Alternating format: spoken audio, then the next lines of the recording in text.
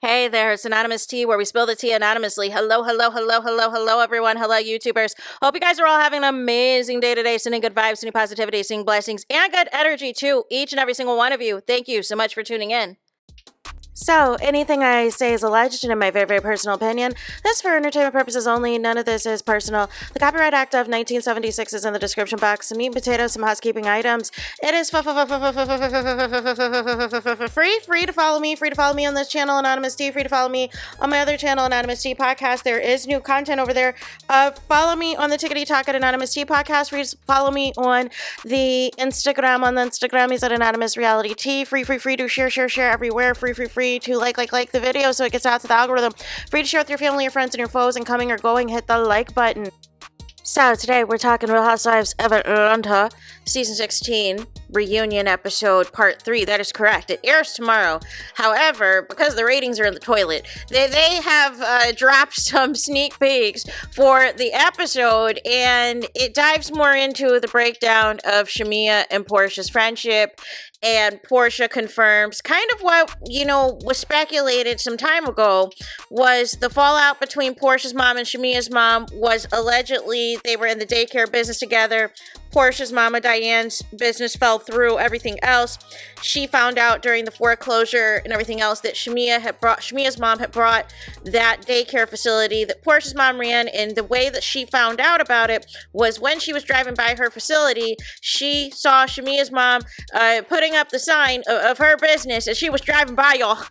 And so SHAMEA tries to interject and tries to claim that, that's not fully the story and that there's something else going on. However, it is too personal to dive into here. And this is why I don't understand why SHAMEA has a first chair, why SHAMEA wanted to be a peach holder so bad. You can't pick and choose on these types of reality shows. This is your first time being a peach holder. You can't just, we're not going to unload the clip. Then why are you sitting in the first chair? If there's something else going on, is it a man? Is it money issues? Is some type of betrayal? What is the actual issue if you're going to say what Porsha is saying is not the case? And this is what I'm saying. If you come back next season, people are going to want to know answers to those types of questions. Now, the other big scene that was a part of this preview clip was, again, the breakdown of Porsha and SHAMEA's friendship. So Porsha reiterated that before they ever filmed this show, before there was ever cameras, her and SHAMEA had a great relationship, and SHAMEA agreed. So that tells me SHAMEA saw how much, notoriety and fame and everything else Porsha got on this show when she was married to Cordell.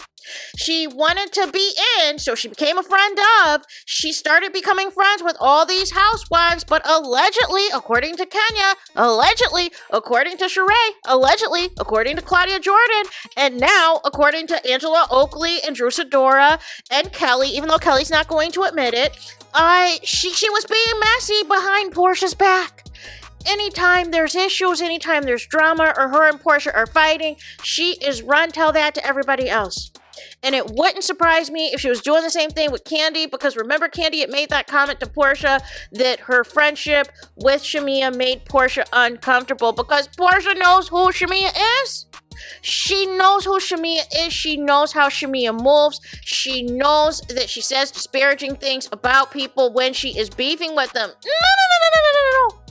And then furthermore, Kandi also still has employed to this day Porsha's other former friend, Jamie. So it's like, how can all y'all be friends? How can you have a real friendship, Kandi, with Porsha and you're friends with her ops? Make it make sense. That's why I don't understand. And then Porsha said as well that they have a Atlanta close-knit friend group, and I wonder who is in this friend group, you guys. But there is a close-knit friend group, allegedly, that there's a lot of mutual friends that Porsha and SHAMEA say that they have together. However, what Porsha said was that SHAMEA apparently told the other friends in the private group all of this noise about Porsha, basically trying to make Porsha look bad and all this and all that. Now, I want to say this. We obviously know from the show how Porsha has moved, right? We know Porsha's been messy. We know Porsha has lied and everything else. But to paint SHAMEA as a victim or as an angel is just not accurate. All of this tea that Angela Oakley and Drew Sidora spilled on Carlos King's podcast really showed me who SHAMEA was. And then SHAMEA taking it a step further and going on all these interviews and bashing Porsha told me who she was. Porsha also references in the clip how SHAMEA, how Porsha, and she kind of threw a little dig. She did throw shade. She was like, listen, I have expertise in doing press for Real Housewives of Atlanta. I've been on the show a little bit longer than you. The shade. And they were like, yeah, here goes Kelly. That kind of was a dig. I'm like, girl, please. So anyway, even though it was, but nonetheless, Kelly was not giving anything to me. And Porsha was just trying to convey that there's a certain way you got to move in the press for these interviews.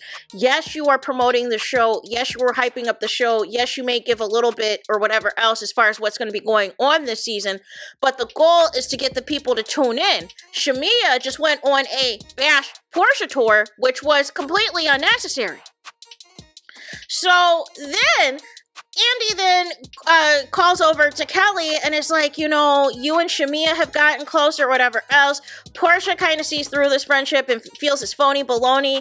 And then for some reason, Kelly and SHAMEA don't like Porsha's friendship with Britt and said it's a friendship of convenience. But I can say the same argument of SHAMEA and Kelly, that your friendship is a friendship of convenience, because I can argue y'all were looking for a way, particularly you, Kelly, you were looking for a way to distance yourself from Britt after the whole Kenya debacle.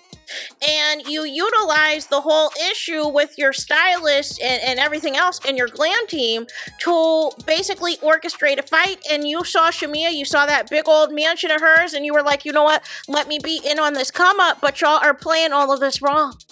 Y'all are playing all this wrong because the viewers are not seeing it for y'all. So then SHAMEA, Andy asks, okay, is there anything that you feel sorry about? Is there anything that you want to feel apologetic about? And, basically SHAMEA says she's sorry, but it was kind of like a backhanded sorry. It was kind of a backhanded apology. It was basically like, I am sorry that I let Angela Oakley and Drew Sidora take advantage of me. And Drew Sidora's like, no. Drew Sidora, she is straining her neck with y'all having her sit at the end of the bench. Her and SHAMEA needed to switch places. Like, it is unnecessary for Drew Sidora to sit on the end like that if SHAMEA was going to flop this hard as a first chair. And, unacceptable. Drew Sidora was like, listen, it sounded like there were things you needed to get off your chest. It sounded like you're telling us to pinky swear stuff to you and everything else. It sounds like you were harboring some unresolved issues with Porsha that Porsha, was unaware of, and Porsha thought y'all were cool. So SHAMEA is trying to have a conversation with Porsha, but Porsha's not hearing it.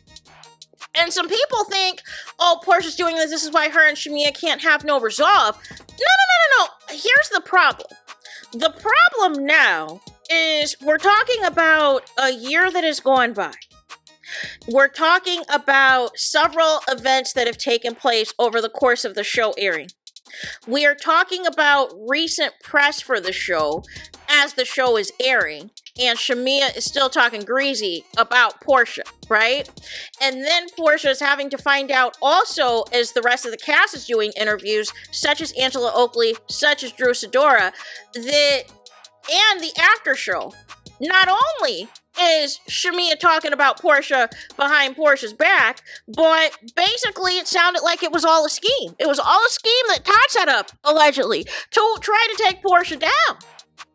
And so now Porsha is checked out and does not want to hear what SHAMEA has to say, because she is going to find it full of BS, which I can agree. Because Porsha's like, well, what did I do this season? And SHAMEA didn't have an answer for that. She tried to say that Porsha was being gossipy with Britt, but that wasn't true. And even Cynthia came into Porsha's defense and was like, listen, look at here. Porsha ain't saying nothing about you at all this season.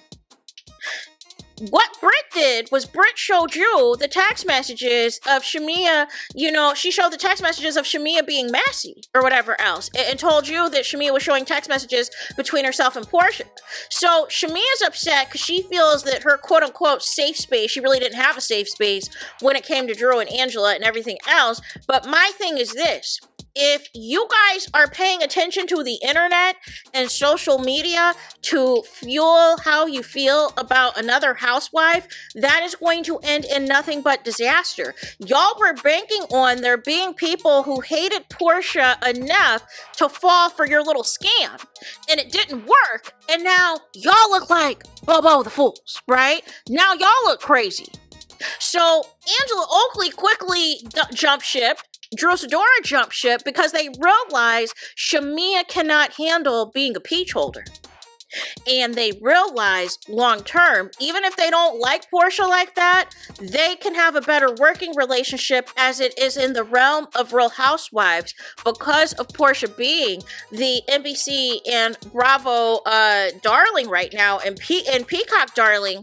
It looks good for them to get along with Porsha, or even if they have drama with Porsha, to quickly make up than it does with SHAMEA, because SHAMEA takes things too personally. She holds grudges, and then the worst part about it is she takes no accountability. She doesn't own all the stuff that she is saying in private and behind people's back. Even say what you want about Porsha in her own way.